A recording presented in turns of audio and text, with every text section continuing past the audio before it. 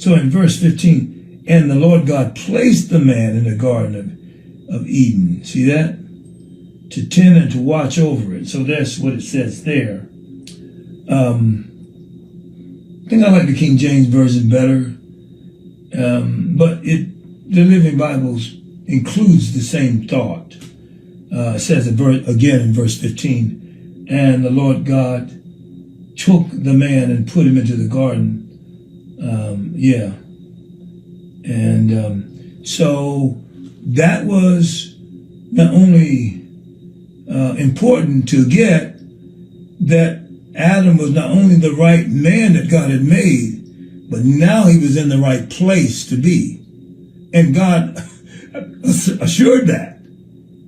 So he had been given authority now, which again we can read about that in Genesis 1:26, and let us make man in our image after our likeness, and let them have dominion over the fish of the sea, and over the fowl of the air, and over the cattle, and over all the earth, and over every creeping thing that creeps upon the earth. So God created man in his own image. In the image of God created he him, male and female created he them. So there is the ability of man and the assignment of man,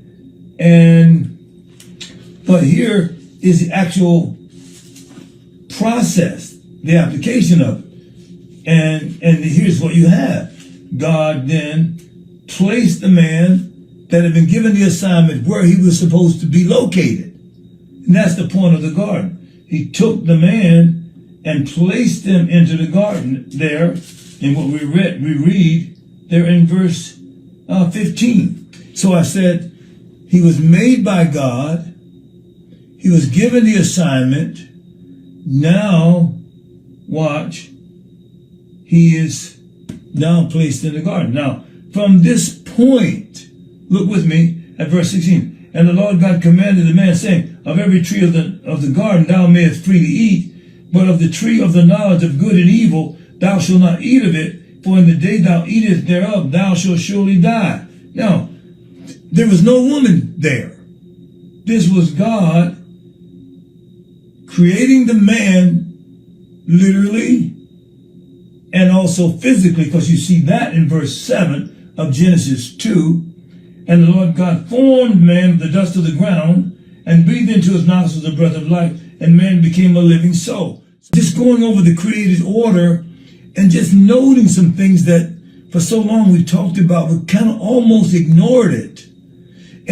But you know, we are the product of the determinations of God to be alive. Just like Adam right here, God decided to make him.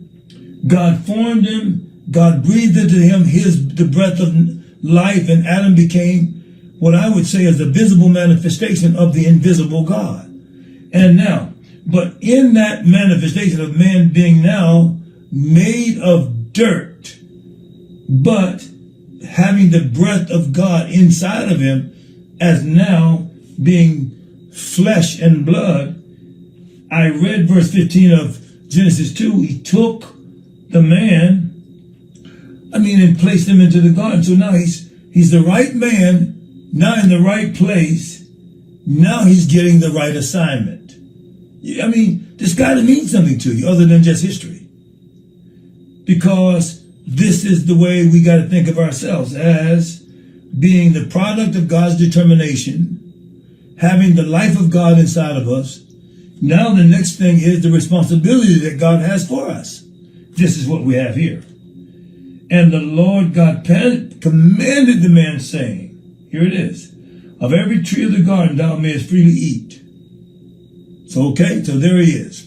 So now he has the access to a garden, the garden of God. You have to say it. But man has been given a responsibility in that garden. And he says, of every tree of the garden thou mayest freely eat of it. In other words, then that was like, whatever stuff was there was perfect stuff. He was a perfect man made by the creator of the entire earth in a garden that God had already prepared before he placed man there.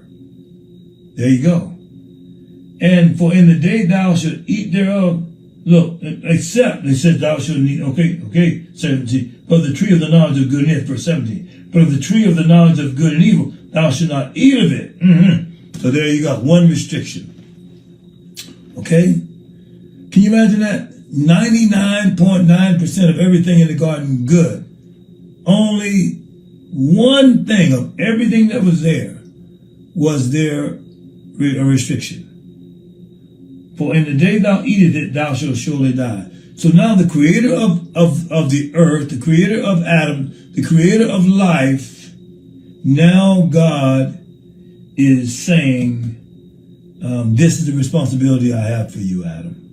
Okay, so do what I say. And I don't know how long Adam obeyed God, but you can see there was a problem. So now, here's one thing I want to note. The woman was not there. So she did not have that word. And it was only later that verse 17, and the Lord said, it's not good that man should be alone. I will make him an help meet for him. So there you are. So Adam already was made in the image of God. He already had the breath of God in him. He already was placed in the garden. He already had the freedom for the garden. He already had one restraint. So the woman didn't have that yet. So Adam, being made first, had the responsibility now to carry out the will of God to everything that he had been given oversight over. And then if you read the succeeding verses, Adam had been given oversight over everything else that was made. Do you see that? I don't want to read all that, but you read it, verses 19 and 20. And then it says in verse 21, and the Lord, reading the King James Version, and the Lord God caused a deep sleep to fall upon Adam, and he slept, and he took one of his ribs and closed up the flesh instead thereof. What was that an answer to? That was an answer to the verse 18, I will make a helps meet for him. God literally did that. So verse 21 answers the declaration of God to the man, to the creation, to the heavenlies, to the angels. I'm going to make a help meet for him. He'd already made a man. Now God is announcing, I'm going to make a woman suitable for him. Why? Because he's my level. See? So where am I going to get this woman? Here it is. And he took one, look, verse 21. And the Lord God caused a deep sleep to fall upon Adam, and he slept. And he took one of his ribs and closed up the flesh instead thereof. And the rib which the Lord God had taken from man made he a woman and brought her unto the man. Now this is powerful stuff. So bless you. Look, be encouraged. For the joy of the Lord is your strength, is my prayer for you. God bless.